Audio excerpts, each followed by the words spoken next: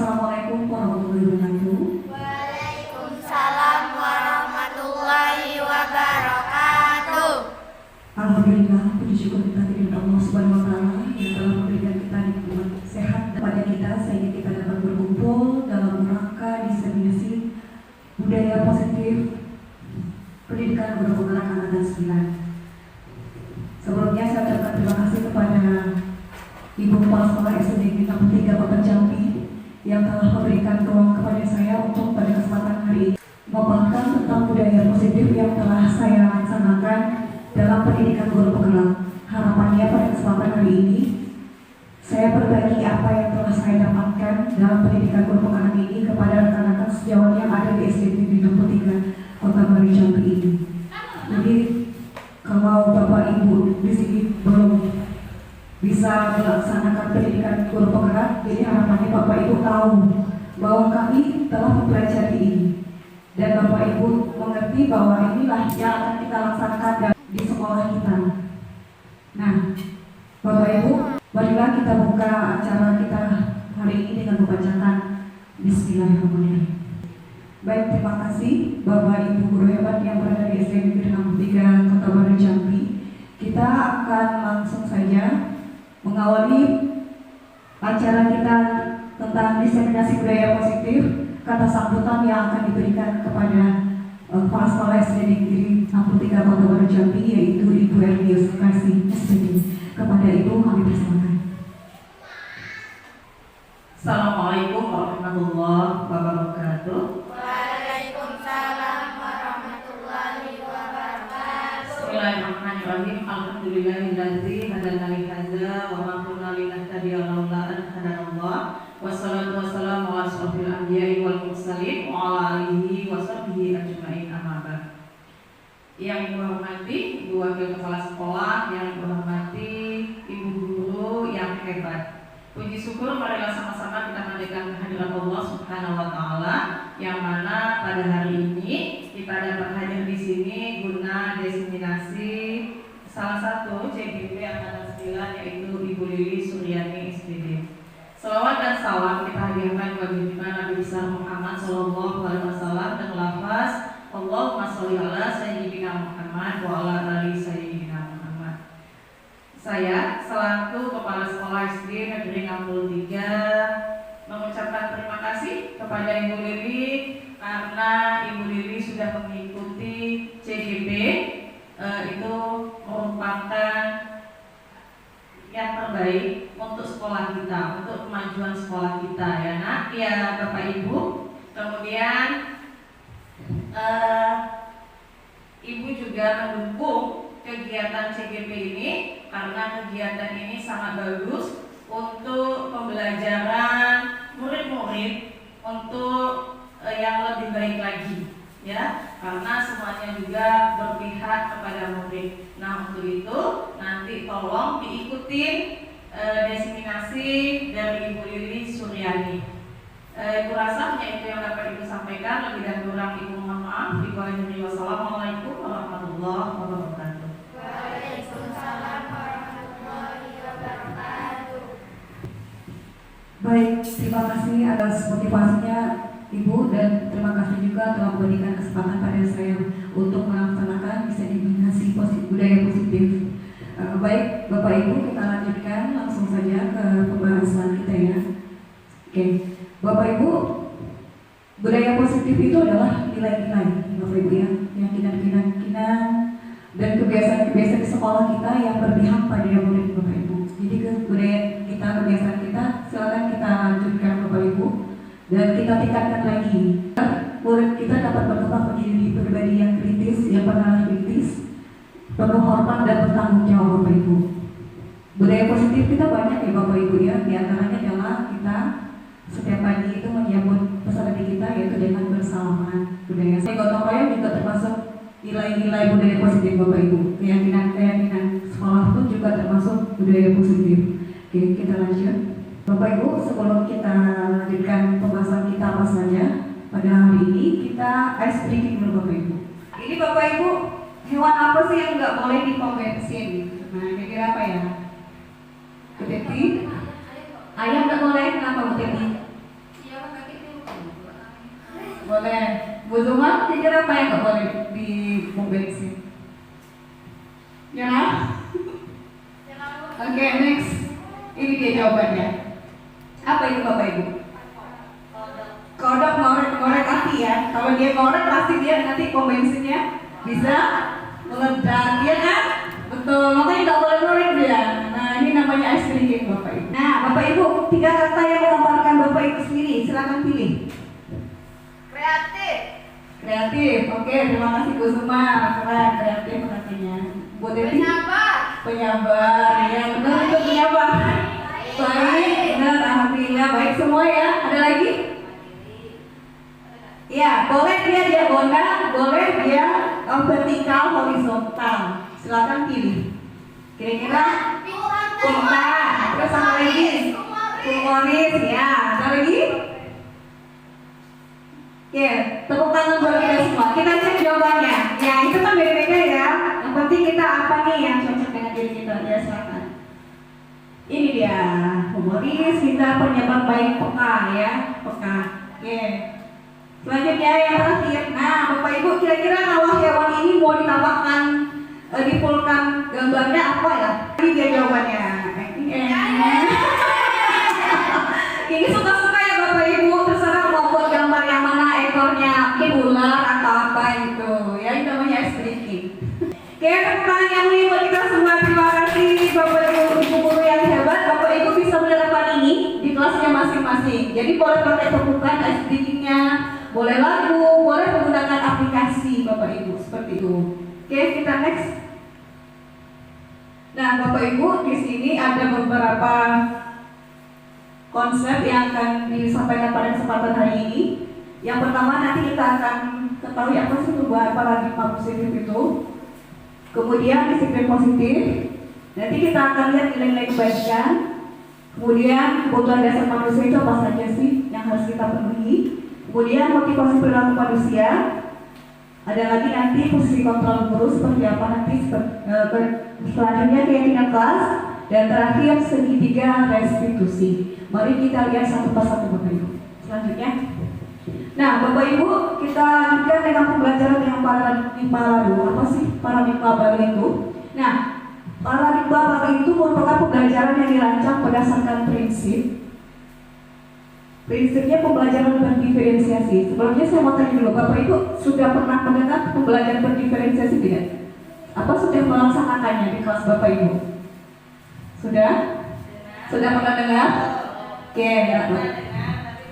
Iya, berarti tepat sekali kami di sini Bapak Ibu untuk melaksanakan diseminasi. Nanti Bapak Ibu bisa menerapkannya juga nanti di kelas Bapak Ibu. Kita sama-sama diskusikan seperti apa sih pembelajaran berdiferensiasi itu Bapak Ibu. Nah, sehingga peserta didik belajar sesuai kebutuhannya Bapak Ibu. Kita ketahui Bapak bahwa dalam satu kelas itu murid kita berbeda-beda karakter Bapak Ibu. Kita nggak tahu kebutuhan anak ini apa, butuhnya apa. Jadi itu kita harus tahu dulu. Biasanya kita akan rancang itu Bapak Ibu dengan pada awal tahun ajaran baru. Biasanya kita lihat butuhnya itu kita akan adakan asesmen awal Bapak Ibu ya. Kita lihat dulu latar belakang studi kita itu seperti apa, pekerjaan orang tuanya, kemudian anak ini senang belajarnya seperti apa, apakah senang belajar nyanyi, apakah senang belajar ya buat video sambil belajar gitu, apakah punya apa tuh dengan suaranya saja. Jadi itu yang namanya berdiferensiasi Bapak Ibu. Jadi berdiferensiasi itu terapkanlah strateginya 3. Tidak mesti ketiga-tiganya diterapkan, salah satunya boleh. Misalnya konten, diferensiasi proses atau diferensiasi produk Bapak Ibu seperti itu. Kita lanjutkan. Nah, Bapak Ibu di sini ada beberapa miskonsepsi. Biasanya guru itu senang mengontrol murid Bapak Ibu. Nah, kalau sekarang tidak boleh lagi Bapak Ibu ya. Murid itu kita bebaskan berkreasi, berinovasi, maunya mereka seperti apa. Nah, itu yang akan kita tuntun Bapak Ibu sampai dia menuju kepada apa yang mereka inginkan untuk masa depan mereka. Nah, miskonsepsi yang kedua, bahwa semua penguatan positif efektif dan bermanfaat. Tidak Bapak Ibu, nggak seperti itu. Semua penguatan yang kita berikan itu kadang ada yang belum tepat Bapak Ibu ya. Nah, di sini kita harus pahami dulu Selanjutnya, miskonsep yang ketiga, kritik dan membuat rasa bersalah mampu menguatkan karakter. Tidak seperti itu lagi Bapak Ibu di zaman sekarang. Karena sudah kodrat selama pengetahuannya Bapak Ibu, kita harus melihat kondisi di Bapak Ibu. Jadi kita misalnya anak lagi bersalah, kemudian kita hukum, kita buat mereka dia bersalah. Nah itu belum tepat Bapak Ibu. Nah selanjutnya miskonsepsi tentang teori yang terakhir yaitu orang dewasa berhak memaksa Bapak Ibu ya. Sekarang tidak boleh lagi seperti itu. Sekarang kita berikan kemerdekaan belajarnya. Kita tanyakan dulu kepada siswa kita maunya seperti apa nanti belajarnya seperti itu. Oke, selanjutnya. Nah, Bapak Ibu di sini ada stimulus tentang respon ke pendekatan teori kontrol Bapak Ibu ya. Di sini stimulusnya realitas atau kebutuhan kita sama. Teori kontrol tentang dunia yaitu realitas berbeda Bapak Ibu kenyataan. Kemudian disiplin mengacu pada diri sendiri yang bertanggung jawab pada perilaku berdasarkan nilai-nilai yang diyakini. Nah, di sini disiplin positif salah satu cara penerapan disiplin bertujuan menumbuhkan kesalahan, kesadaran serta memberdayakan murid tanpa imbalan, penghargaan atau reward atau ancaman atau hukuman. Bapak Ibu, sekarang kita tidak boleh berikan penghargaan kepada siswa kita berupa reward Bapak Ibu ya, karena mereka akan terbiasa kalau nggak ada bekerja, kalau ada hadiah mereka baru bekerja. Nah itu salah sekali. Tapi kita menghukum juga tidak boleh sekarang Bapak Ibu. Sebagai pendidik untuk menciptakan murid yang memiliki disiplin diri sehingga murid berperilaku mengacu kepada nilai-nilai kebajikan universal dan memiliki motivasi intrinsik dalam perubahan perilaku ke arah yang lebih baik. Itu namanya disiplin positif. Bapak Ibu, mungkin ada yang bisa bacakan di sini. Ya, kita gantian Bapak Ibu. Saya mau dengar suaranya yang merdu. Nilai-nilai kebajikan, nilai-nilai yang disepakati bersama suku bangsa, agama, bahasa, latar belakang. Contoh nilai kebajikan, institusi atau organisasi. Sudah Bu? 1. Profil Pancasila. Pelajar Pancasila beriman bertakwa kepada Tuhan Yang Maha Esa dan berakhlak mulia, berkebinekaan global, gotong royong, mandiri, bernalar, kritis, dan kreatif. Yang kedua, toleransi, rasa hormat, integritas, mandiri, menghargai, antusias, empati, keingintahuan, kreativitas, kerjasama, percaya diri, dan komitmen. Pilar karakter IHF yaitu cinta Tuhan dengan segenap ciptaannya, kemandirian dan tanggung jawab, kejujuran, diplomatis, hormat dan santun, dermawan, suka menolong dan gotong royong, percaya diri, kreatif dan bekerja keras, kepemimpinan dan keadilan baik dan berkah hati, toleransi, keamanan, kedamaian dan kesatuan.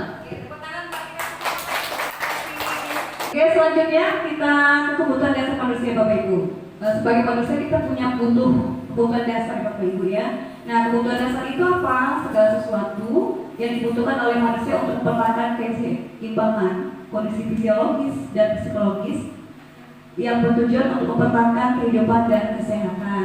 Ya, kita lihat apa itu kebutuhan dasar kita. Nah, ada 5 Bapak Ibu. Bapak Ibu tentunya pengen penguasaan Bapak Ibu ya, pengen berkuasa atas seseorang atau di tempatnya Bapak Ibu. Nah itu sudah lumrah Bapak Ibu ya, sejak lahir kita udah ada ini kebutuhan dasar. Nah kemudian kita butuhnya senang Bapak Ibu. Saya senang, pengen senang, Bapak Ibu di sini juga pengen senang. Nah kemudian ada lagi bertahan hidup Bapak Ibu. Kita masing-masing kan pengen hidup Bapak Ibu ya, gimana hidup yang layak, kemudian hidup dihormati. Nah itu semua orang sama dasarnya. Selanjutnya semua kita juga pengen bebas Bapak Ibu. Bebasnya seperti arah. Selanjutnya kita juga sama-sama senang Bapak Ibu ya, kasih sayang, pengen dikasih sayang, pengen sayang, kemudian pengen diterima Bapak Ibu, diterima di komunitas manapun. Nah itu merupakan semua orang pasti memiliki kebutuhan dasar tersebut. Nah Bapak Ibu di sini ada motivasi perilaku manusia kenapa melakukan hal tersebut. Yang pertama itu untuk menghindari ketidaknyamanan atau hukuman. Nah motivasi perilaku manusia lagi yaitu untuk mendapatkan imbalan atau penghargaan dari orang lain. Selanjutnya, untuk menjadi orang yang mereka inginkan dan menghargai diri sendiri dengan nilai-nilai yang mereka percaya, Bapak Ibu. Seperti itu. Kita lanjut. Nah, Bapak Ibu, di sini ada konsep disiplin dengan identitas gagal, Bapak Ibu ya. Kita lihat antara hukuman dan penghargaan. Nah, kalau hukuman itu Bapak Ibu pasti tidak senang. Hukuman itu membuat peserta didik kita tidak nyaman, Bapak Ibu. Itu memaksa murid menyembunyikan kesalahannya, Bapak Ibu ya. Terakhir, murid menjadi rendah diri karena kita belum tahu kenapa mereka melakukan itu. Atau kita langsung memberi hukum, itu belum tepat. Nah, selanjutnya identitas gagal tentang penghargaan Bapak Ibu itu tidak efektif.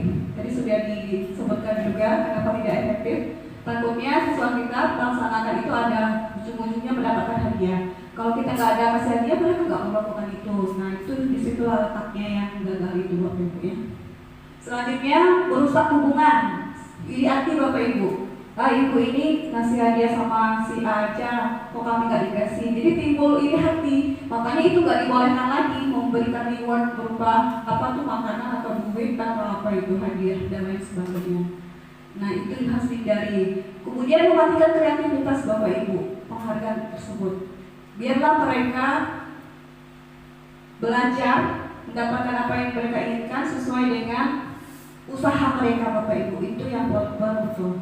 Nah, selanjutnya menghukum dengan sistem ranking itu juga belum tidak dibenarkan lagi, Bapak Ibu ya. Yang juara 1 beri penghargaan. Terus yang ranking terakhir enggak, bahkan kita sisihkan itu sama. Nah, kemudian penghargaan ini juga merampas hak menghargai dirinya sendiri, Bapak Ibu. Jadi ialah dia rajin, dia bisa ini, dia pintar. Akhirnya ada yang tidak menghargai dirinya sendiri, nggak percaya diri lagi. Nah, seperti itu yang terjadi, Bapak Ibu ya. Kita next. Nah, di sini Bapak Ibu ada yang suksesnya seperti apa. Tadi kita sudah bicara tentang yang gagal. Sekarang kita buat tentang kesuksesannya, Bapak Ibu ya. Pertama, konsekuensi, Bapak Ibu.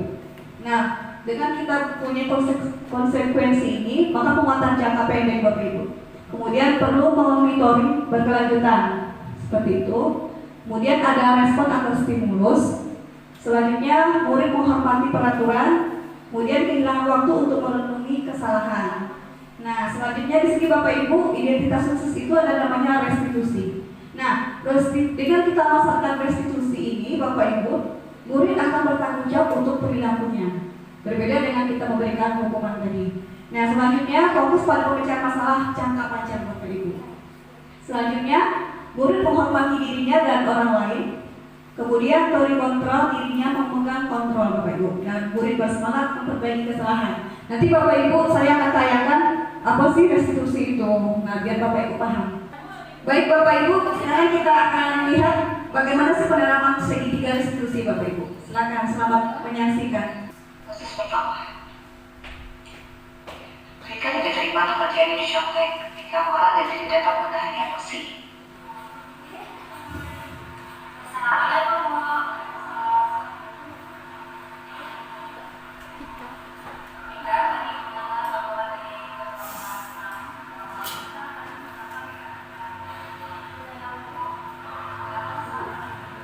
Kasus 2, Zahra selalu terlambat mengumpulkan tugas tepat waktu.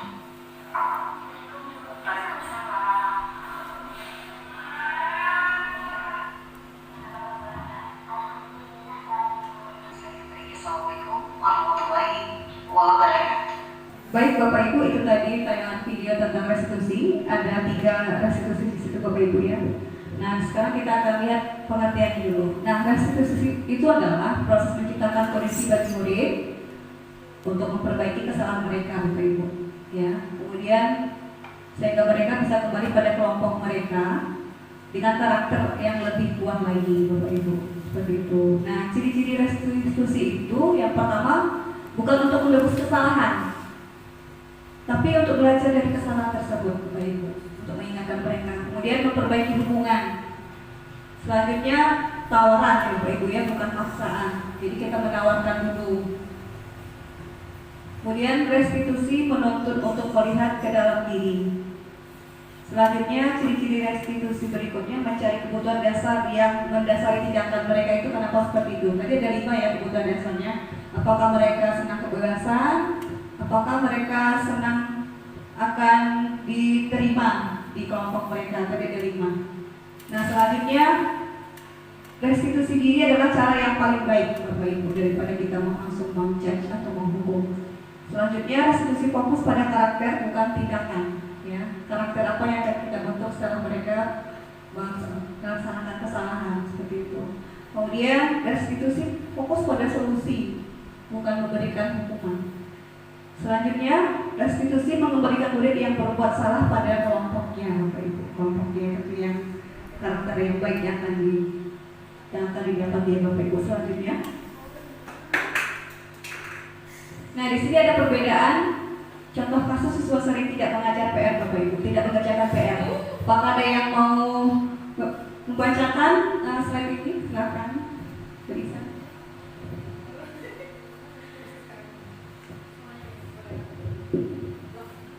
Contoh kasus siswa sering tidak mengerjakan PR. Yang pertama, hukuman. Guru menghukum siswa tersebut hormat bendera selama 10 menit. Kemudian guru marah dan murid takut. Konsekuensinya, guru memberikan konsekuensi untuk mengerjakan PR-nya saat istirahat atau dikerjakan sebanyak 3 kali lipat. Kemudian guru tegas dan siswa menghormati peraturan. Yang terakhir, restitusi. Guru menanyakan keyakinan kelas atau dirinya dan membantu siswa menyelesaikan masalahnya. Kemudian guru terbuka dan siswa menghormati dirinya dan orang lain. Selanjutnya kita akan lihat lagi tayangan tentang perbedaan video. Keluar dari slide dulu. Kita akan melihat tayangan Bapak Ibu bagaimana cara kita melaksanakan keyakinan kelas sebelumnya. Selamat menyaksikan. Kelas kami ini tentunya kita punya harapan ya, selama setahun nanti ke depan, kita menginginkan kelas kita yang tenang, anak-anaknya tidak pintar, ramah, santun dan berkarakter, ya kan? Nah, untuk itu pada awal pelajaran baru ini, mulai hari ini kita baca bismillah, mudah-mudahan kita sama-sama mengikuti aturan kesepakatan di kelas kita. Jadi untuk itu, ibu mau anak-anak ibu tuh maunya apa sih di kelas nanti supaya pembelajaran kita sama-sama enak ke depannya, seperti itu. Jadi tulislah apapun keinginan anak ibu di kelas nanti harapannya. Kami mau kelas satu tenang. Baik Bapak Ibu, itu tadi salah satu cara menerapkan keyakinan kelas di kelas Bapak Ibu masing-masing. 5, ya, posisi Bapak Ibu nanti melaksanakan restitusi. Yang pertama yaitu sebagai penghukum. Penghukum di sini Bapak Ibu lihat dulu kesalahan apa pada siswa kita, jangan langsung menghukum Bapak Ibu ya. Kemudian nanti Bapak Ibu nanti bisa membuat rasa bersalah kepada siswa kita atas kesalahan yang disalahan itu. Kemudian Bapak Ibu di sini juga berperan sebagai pemantau nanti Bapak Ibu. Kemudian Bapak Ibu nanti bisa mengontrol diri sebagai teman. Ya, kita lihat dulu kasus apa yang mereka lakukan dengan teman. Selanjutnya belum manajer. Nah, diharapkan Bapak Ibu dari 5 posisi kontrol ini Bapak Ibu seharusnya nanti laksanakan sebagai manajer Bapak Ibu. Nah, Bapak Ibu di sini ada contoh penerapan 5 posisi kontrol Bapak Ibu ya. Kasus yaitu siswa tidak memakai atribut lengkap saat upacara bendera. Nah, ini contoh restitusi 5 posisi kontrol ya. Untuk penghukuman itu contoh kata-katanya, patuhi aturan sekolah lalu berdiri di depan barisan. Kemudian kalau sebagai pembuat rasa bersalah, berapa kali bu guru harus memberitahu kamu, bu guru kecewa sama kamu. Kalau sebagai pemantau, kamu sudah melanggar apa peraturan dan konsekuensinya. Kalau sebagai teman, ayolah biar tertib, buat bu guru bangga, kali ini tidak apa-apa kamu salah. Kalau sebagai manajer, nah ini yang harus kita harapkan. Apakah kamu tahu kesalahanmu? Kira-kira bagaimana kamu akan memperbaiki kesalahan ini? Terima kasih. Baik, terima kasih. Oke, kita lanjutkan. Nah, Bapak Ibu, di sini kita akan lihat apa sih keyakinan kelas itu. Mengapa keyakinan kelas? Mengapa tidak peraturan kelas saja? Pasti ada bedanya. Nah, mengapa kita memiliki peraturan tentang penggunaan helm? Contoh Bapak Ibu ya, pada saat mengendarai kendaraan roda 2 atau motor. Mengapa kita memiliki peraturan tentang penggunaan masker dan mencuci tangan setiap saat, Bapak Ibu? Nah, selanjutnya, Bapak Ibu, ini dokumentasi aksi nyata yang telah saya lakukan di kelas saya pada tahun ajaran baru tahun 2023-2024. Nah, di sini peserta didik saya berdiskusi tentang peraturan, mereka menuliskannya di sticky note masing-masing, kemudian menempelkan keyakinan di kelas.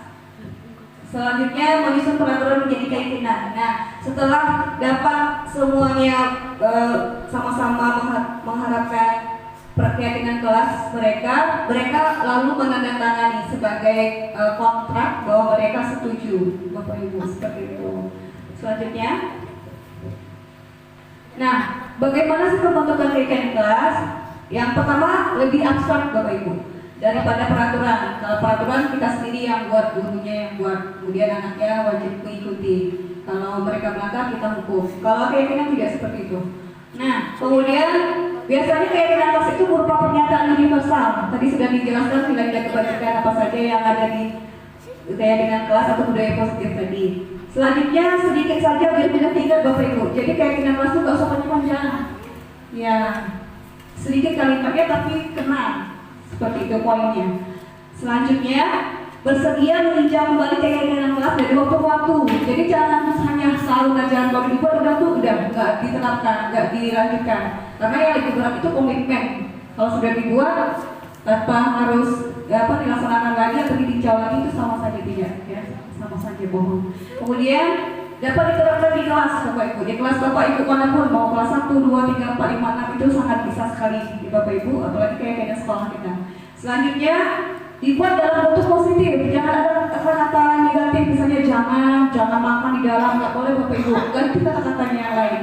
Dilarang, misalnya berbicara saat belajar itu jangan. Kita cari kalimatnya yang tidak ada kata-kata positif dan negatifnya seperti itu.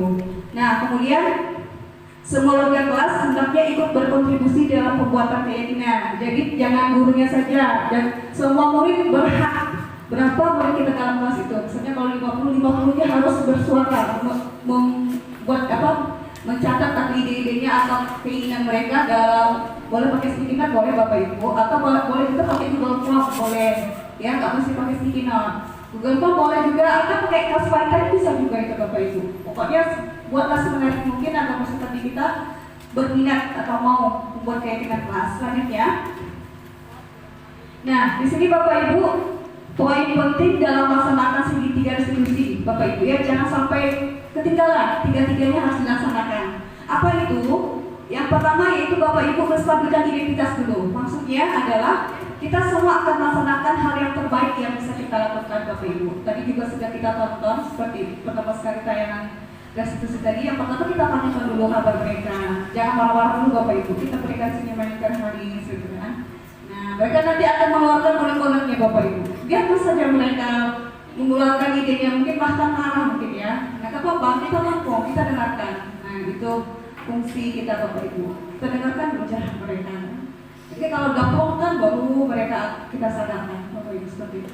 Nah, langkah kedua, kita harus validasi tindakan yang salah itu. Bahwa tindakan salah itu ya salah seperti itu.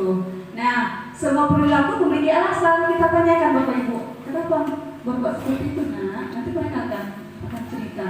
Kapan perlu waktu kita pakai jawab diskusi ini, kita kasih dia dulu makanan, kita makan dulu santai-santai gitu kan. Nanti kalau langsung tanya dia pasti ada yang nggak mau ini, nanti takut ini gimana gitu ya. Kita ngobrol santai dulu gitu. Nah, yang terakhir, tanyakan keyakinan Bapak Ibu. Nah, itu tadi kita harus buat keyakinan dulu. Nah, berarti kan tadi udah mengangkat keyakinan. Nah, maksudnya kita kontrol itu Bapak Ibu. Ya, tanyakan kembali, jangan tidak dikaitkan dengan keyakinan seperti itu. Nah, Bapak Ibu di sini kita lihat juga ada segitiga. Bapak Ibu ingat, ini ada titikanya, harus ada poinnya. Keyakinan kelas apa yang telah kita sepakati? Kamu ingin menjadi orang yang seperti apa? Kemudian kamu bukan satu-satunya yang pernah melakukan ini, karena setiap orang pasti punya kesalahan, termasuk ibu juga karena manusia ya. Nah, setiap orang pasti pernah melakukan kesalahan Bapak Ibu. Oke. Nah, terakhir, kamu tentu punya alasan mengapa melakukan itu. Nah, itu yang kita tanyakan nanti dalam melaksanakan segitiga restitusi. Kemudian ajarkan cara yang lebih efektif untuk mendapatkan apa yang kamu butuhkan. Ya. Terakhir Bapak Ibu. Nah, Bapak Ibu, terima kasih banyak. Demikianlah diseminasi budaya positif yang telah kami dapatkan dalam pendidikan guru penggerak angkatan 9, yaitu tentang budaya positif 1.4. Sekarang kita masuk sesi tanya jawab. Adakah Bapak Ibu yang punya unek-unek atau yang masih pengen diketahui lebih lanjut? Silakan Bapak Ibu raise hand atau angkat tangan, langsung berbicara dulu.